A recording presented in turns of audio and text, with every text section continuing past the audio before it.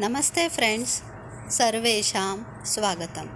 Today 18th shloka of Shri Aditya Hrudayam. Nama Ugraya Viraya Sarangaya Namo Namaha. Namah Padma Prabodhaya Martandaya Namo Namaha. Namaha Ugraya. Salutations to the God Sun, who is powerful. Viraya, who is brave.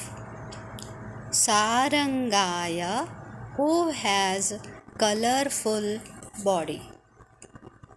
Namo Namaha. Salutations again and again. Salutations to him who awakens lotus flower, that is Padma Prabodhaya. Salutations to Martanda, the god who is in the sky, another name of God Sun. ಸೂರ್ಯದೇವನಿಗೆ ಪುನಃ ಪುನಃ ನಮಸ್ಕಾರಗಳು.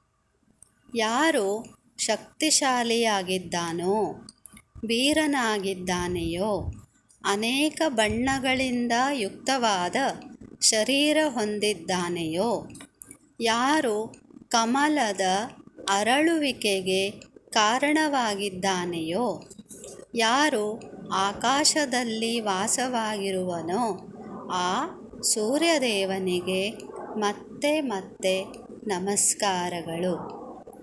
ಧನ್ಯವಾದः. Thank you.